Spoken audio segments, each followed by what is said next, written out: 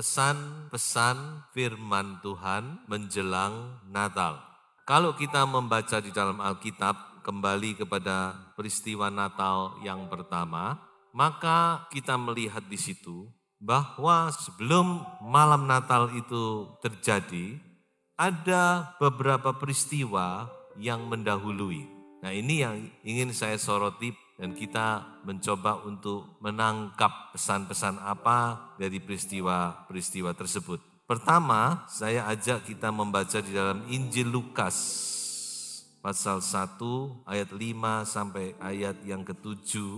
Pada zaman Herodes, Raja Yudea, adalah seorang imam yang bernama Zakaria dari rombongan Abia. Istrinya juga berasal dari keturunan Harun, namanya Elisabet. Keduanya adalah benar di hadapan Allah dan hidup menurut segala perintah dan ketetapan Tuhan dengan tidak bercacat. Tetapi mereka tidak mempunyai anak sebab Elisabet mandul dan keduanya telah lanjut umurnya. Pada suatu kali, waktu tiba giliran rombongannya, Zakaria melakukan tugas keimaman di hadapan Tuhan. Sebab ketika diundi sebagaimana lazimnya untuk menentukan imam yang bertugas, dialah yang ditunjuk untuk masuk ke dalam bait suci dan membakar ukupan di situ. Sementara itu seluruh umat berkumpul di luar dan sembahyang. Waktu itu adalah waktu pembakaran ukupan. Maka tampaklah kepada Zakaria seorang malaikat Tuhan berdiri di sebelah kanan mezbah pembakaran ukupan. Melihat hal itu ia terkejut dan menjadi takut. Tetapi malaikat itu berkata kepadanya, "Jangan takut, hai Zakaria, sebab doamu telah dikabulkan dan Elisabet istrimu akan melahirkan seorang anak laki-laki bagimu dan haruslah engkau menamai dia Yohanes." Bapak Ibu yang dikasihi Tuhan, sebelum kelahiran Tuhan Yesus, ternyata ada suatu mujizat yang terjadi. Di mana ada seorang suami istri yang sudah sepuh. Alkitab tidak memberitahu kepada kita berapa usia mereka, tapi dikatakan mereka sudah lanjut umurnya. Saya rasa pengertian lanjut umur itu berarti sudah melewati ya masa-masa subur. Apa yang terjadi saudara-saudara? Mereka mendapat mujizat, yaitu mereka mendapat seorang putra. Malaikat berkata kepada Zakaria, "Zakaria, doamu sudah dikabulkan." Saya juga tidak tahu apa Zakaria masih berdoa untuk anak atau mungkin ini doa yang waktu masih muda dulu. Jadi apa saudara-saudara? Pesan pertama adalah tidak ada yang mustahil bagi Tuhan. Amin. Atau saya katakan dengan cara lain, masih ada harapan. Mungkin saudara sudah menghadapi jalan buntu, sudah sepertinya menyerah, sudah sepertinya tidak bisa lagi, tidak tertolong lagi. Tapi bagi Tuhan tidak ada yang mustahil. Bahkan Tuhan itu mengingat doa-doamu. Kepada Zakaria, malaikat berkata, "Zakaria, doamu sudah terkabul." Kalau menurut saya, Zakaria sudah tidak berdoa lagi untuk anak. Malah dikasih anak sama Tuhan. Jadi saudara, Tuhan itu ingat doa-doa saudara itu tidak sia-sia. Mungkin kita sendiri sudah putus asa terhadap doa-doa kita sendiri. Aduh Tuhan sudah dikasih ya boleh nggak dikasih ya enggak apa-apa. Ditolong ya boleh enggak ditolong ya sudahlah saya terima dan seterusnya. Tapi saya mau katakan firman Tuhan berkata masih ada harapan. Haleluya. Mari kita pegang firman Tuhan ini. Bagi Tuhan tidak ada yang mustahil. Even in the most hopeless situation. Meskipun dalam situasi yang sudah tidak ada harapan sekalipun. Masih ada harapan. Ingat juga kepada Bapak Abraham, firman Tuhan berkata Bapak Abraham itu sudah tidak punya dasar untuk berharap. Mau berharap itu loh tidak ada pijakan sudah, mau berpijak kemana. Tetapi firman Tuhan berkata Abraham tetap berharap dan tetap percaya kepada firman Tuhan. Dia tetap berharap, dia tetap percaya kepada janji Tuhan. Bahwa Tuhan berjanji, Tuhan sanggup untuk menggenapi janjinya.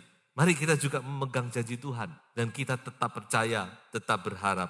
Saya percaya pengharapan di dalam Tuhan Yesus Kristus itu tidak pernah sia-sia. Nah, hal yang kedua yang ingin saya sampaikan di sini, mari kita tetap kembali kepada Injil Lukas pasal 1 ayat yang ke-18 sampai ayat yang ke-20. Lalu kata Zakaria kepada malaikat itu, bagaimanakah aku tahu bahwa hal ini akan terjadi? Sebab aku sudah tua dan istriku sudah lanjut umurnya. Jawab malaikat itu kepadanya, akulah Gabriel yang melayani Allah dan aku telah diutus untuk berbicara dengan engkau dan untuk menyampaikan kabar baik ini kepadamu. Sesungguhnya engkau akan menjadi bisu dan tidak dapat berkata-kata sampai kepada hari di mana semuanya itu terjadi. Karena engkau tidak percaya akan perkataanku yang akan nyata kebenarannya pada waktunya. Hal yang kedua, ini agak gak enak saudara-saudara. Dikatakan Zakaria di satu pihak dia diberkati luar biasa, doanya mau menjadi satu kenyataan, dilawat oleh malaikat, tapi di lain pihak dia jadi bisu. Kenapa kok jadi bisu? Karena dia tidak percaya. Dilawat oleh malaikat Gabriel, tapi Zakaria bilang, bagaimana mungkin Tuhan? Memang kalau kita lihat perkataannya, sepertinya perkataannya kayak cuma gitu saja. Bagaimana aku tahu gitu ya. Tapi saya yakin hatinya itu gak percaya. Dan itu yang dilihat oleh Tuhan. Hatinya gak percaya. Sebab itu Tuhan berkata, oke, Zakaria, bukti kalau hal ini akan terjadi, yaitu kamu gak akan bisa berbicara. Sampai nanti anak itu lahir, baru kamu bisa berbicara. Nah ini saudara-saudara pesan yang kedua yang ingin saya sampaikan, yaitu mari kita percaya kepada Tuhan dengan segenap hati. Kita mau percaya kepada Tuhan dengan sungguh-sungguh, dan percaya itu firman Tuhan berkata demikian, hati percaya, lidah mengaku. Jadi benar-benar percaya dari dalam keluar, percaya, belajar untuk percaya kepada firman. Mari saudara-saudara kita tangkap firman Tuhan itu dengan hati yang percaya. Jangan cuma dengan akal pikiran kita, tapi benar-benar kita masukkan dalam hati, kita yakin dalam hati. Salah satu contoh sebagai perbandingan, dalam Lukas pasal 7 ayat yang ke-7, di situ ada satu perkataan yang luar biasa. Sebab itu aku juga menganggap diriku tidak layak untuk datang kepadamu. Nah ini, tetapi katakan saja sepatah kata. Sepatah kata itu apa? Satu kata, bukan satu kalimat. Katakan saja sepatah kata, maka hambaku itu akan sembuh. Ini iman yang Tuhan puji. Tuhan ngomong apa? Di antara orang Israel, aku gak pernah menemui iman kayak gini. Coba kita bandingkan lagi kepada Zakaria, seorang imam yang bertugas mempersembahkan korban dupa di bait Allah. Tapi ketika dilawat oleh malaikat, dia melihat penampakan, dia melihat sesuatu hal yang supranatural, dia gak percaya. Nabi perwira ini ngomong sama Tuhan Yesus, Tuhan jangan ke rumahku, cukup katakan sepatah kata saja, aku percaya hambaku itu pasti sembuh. Nah kayak gini nih saudara, mari ya kita mau sama-sama rindukan iman seperti ini. Tuhan ngomong semata kata, kita tangkap jadi rema kita. Saudara-saudara, penting kepercayaan, hati percaya, lidah mengaku, dari dalam keluar, maka kita akan menerima berkat. Ya kita bersyukur Tuhan sangat murah kepada Zakaria. Tuhan cuma ngomong, oke kamu gak percaya gak apa-apa, tapi kamu gak bisa ngomong, sampai nanti omonganku jadi kenyataan, baru di situ kamu akan ngomong. Jadi pesan yang kedua ini yaitu, mari kita percaya kepada Tuhan lebih lagi. Kita bergaul dengan firman lebih lagi. Dan yang ketiga, yaitu persiapkan hatimu. Kita baca ayat ini. Dan engkau, hai anakku, akan disebut Nabi Allah yang Maha Tinggi, karena engkau akan berjalan mendahului Tuhan untuk mempersiapkan jalan baginya. Saudara, jangan kita lupa bahwa kelahiran Yesus itu didahului dengan kelahiran Yohanes Pembaptis. Kurang lebih selisihnya 6 bulan. Kalau kita lihat dalam Alkitab, Elisabeth hamil 6 bulan, Maria dilawat oleh malaikat, terus Maria mengunjungi Elisabeth. Jadi saudara-saudara, sebelum Natal itu sendiri, ada seorang yang luar biasa yang lahir. Mengapa saya katakan luar biasa? Karena Tuhan Yesus sendiri ngomong, di antara manusia yang lahir dari rahim perempuan, tidak ada yang lebih besar daripada Yohanes Pembaptis. Nah, siapa Yohanes Pembaptis itu? Dia adalah seorang yang berjalan mendahului Tuhan, membuka jalan. Minggir, minggir, ayo siap, siap, Raja mau datang. Dibuka jalan. Nah, inilah Yohanes Pembaptis. Makanya dia itu khusus sekali. Apa pelayanan Yohanes Pembaptis? Apa nubuat tentang dia? Mari kita baca bersama-sama di dalam Yesaya pasal 40 ayat 3 sampai ayat yang kelima. Berbunyi demikian. Ada suara yang berseru-seru, persiapkanlah di padang gurun jalan untuk Tuhan. Luruskanlah di padang belantara jalan raya bagi Allah kita. Setiap lembah harus ditutup dan setiap gunung dan bukit diratakan. Tanah yang berbukit-bukit harus menjadi tanah yang rata dan tanah yang berlekuk-lekuk menjadi dataran. Maka kemuliaan Tuhan akan dinyatakan dan seluruh umat manusia akan melihatnya bersama-sama. Sungguh Tuhan sendiri telah mengatakannya. Jadi saudara-saudara, sebelum Natal itu terjadi, ada sesuatu yang harus dipersiapkan. Dikatakan bahwa jalan yang bengkak-bengkok harus lurus. Tanah yang berlubang-lubang, berbatu-batu harus rata dulu. Baru nanti raja itu akan datang dengan kemuliaan. Kita tidak bicara tentang tanah yang ada di dunia ini. Tapi saya yakin ini bicara tentang kehidupan kita. Hati kita, langkah hidup kita. Tuhan ingin saudara-saudara menyatakan kemuliaannya. Tuhan ingin mencurahkan berkat-berkatnya. Tapi mari kita luruskan jalan hidup kita. Yang bengkok-bengkok, yang belat-belit ini. Ayo jadikan lurus saudara. Anak Tuhan itu kita harus punya jalan hidup itu harus lurus. Jangan bengkak-bengkok saudara. Bengkak-bengkok ya apa kalau bengkak-bengkok? Ya enggak apa-apa. Tapi kamu akan dipimpin bengkak-bengkok sama Tuhan. Itu kan Alkitab. Orang yang lurus dikasih jalan lurus. Orang yang berbelit-belit Tuhan akan pimpin dia berbelit-belit. Kamu mau main belit-belit? Enggak apa-apa kata Tuhan. Ayo sekalian tak putar-putar kamu. Nah ini saudara. Lalu tanah yang berlubang-lubang yang jeglang-jeglong. Mari diratakan. Hati kita benar-benar menjadi satu hati yang enak. Yang bengkok kita luruskan. Yang bergelombang kita ratakan. Supaya kemuliaan Tuhan dapat dinyatakan dalam hidup kita. Saya yakin ini yang Tuhan kehendaki. Makanya Tuhan kirim dulu Yohanes Pembaptis untuk membereskan semuanya itu. Dan saya mau bawa saudara pada bagian akhir ini untuk melihat bagaimana kenyataannya atau bagaimana realisasinya dari hal ini. Bagaimana caranya. Nah saya akan ajak saudara untuk membaca satu ayat. Coba kita baca ayat ini. Tak berkesudahan kasih setia Tuhan, tak habis-habisnya rahmatnya, selalu baru tiap pagi besar kesetiaanmu. Nah perhatikan saudara. Tuhan itu selalu menyediakan yang baru. Firman Tuhan berkata setiap hari Tuhan itu mau membaharui kita dengan kasih-Nya, dengan rahmat-Nya. Nah tinggal kita bisa enggak nangkep itu?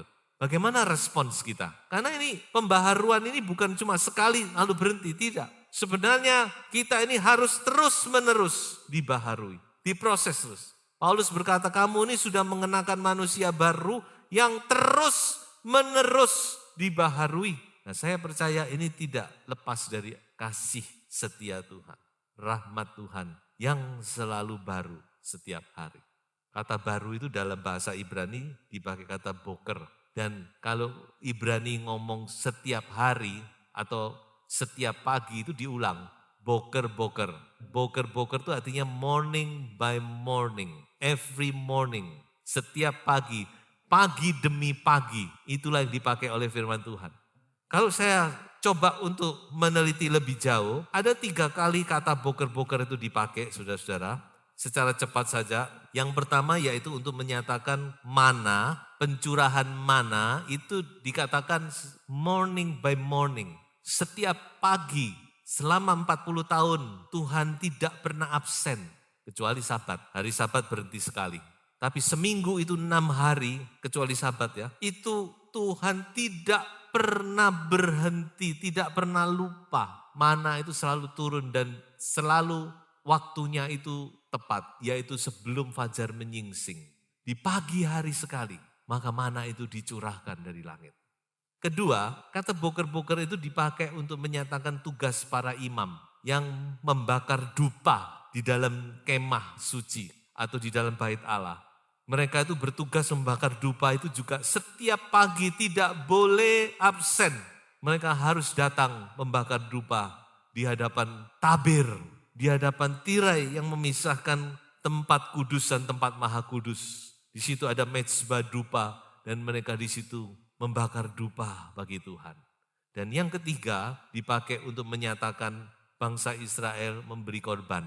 Waktu mereka mau membangun kemah, maka mereka setiap pagi datang kepada Musa, mereka memberikan korban sampai terakhir itu harus di-stop oleh Musa. Cukup, sudah tidak usah datang lagi karena sudah berlebihan. Nah, luar biasa kan? Nah, kalau kita simpulkan semuanya ini saudara-saudara, bagaimana sih kita bisa menangkap berkat ini? Kuncinya kembali saya mau ingatkan kepada saudara yaitu doa pagi. Saudara ingin dibaharui pagi hari, datanglah bersujud di hadapan Tuhan, menyembah Tuhan. Ayo sudah berapa kali saudara mendengar tentang doa pagi? Minggu demi minggu, bulan demi bulan, tahun demi tahun. Sudahkah kita mencoba untuk melaksanakan? Atau mungkin saudara tadinya doa pagi lalu saudara menjadi lemah dengan berbagai macam dalih. Tapi saya mengajak bagaimana kita bisa membaharui diri kita. Bukannya kita tidak bisa sih doa siang, doa sore, tapi kayaknya lebih sulit ya. Tapi kalau doa pagi mau tidak mau harus. Dan itu yang banyak menolong saya pribadi saudara dalam melayani Tuhan. Banyak membentuk saya secara pribadi dalam melayani Tuhan. Saudara, Tuhan ingin memberkati kita. Di tangannya ada berkat, tapi kita mau persiapkan jalan bagi Tuhan. Kita mau ratakan hidup kita. Kita mau luruskan jalan kita. Kita mau persiapkan hati kita. Kita mau baharui di dalam hadirat Tuhan. Hanya Roh Kudus yang bisa menolong saudara dan saya untuk kita dibaharui hari demi hari. Dan saya percaya kita akan merayakan Natal itu dengan hati yang penuh dengan sukacita. Kita tidak akan melewati Natal seperti satu rutinitas tahun demi tahun cuma begitu saja. Tapi saya percaya saudara ada mujizat yang Tuhan siapkan bagi kita. Ada satu pekerjaan besar karena Tuhan kita tidak pernah berubah. Kuasanya tetap sama, pengharapan itu masih ada. Bagi manusia sudah tidak ada, tapi masih ada pengharapan. Jangan putus asa, jangan putus harap saudara. Kita menghadapi hari yang baru, Natal, tahun yang baru. Saya percaya kuasa yang baru juga akan dinyatakan dalam hidup kita. Mari kita mempersiapkan hati atau hidup kita untuk menerima berkat-berkat Tuhan yang baru pula. Selamat menyongsong Natal dengan hati yang penuh dengan sukacita. Tuhan memberkati.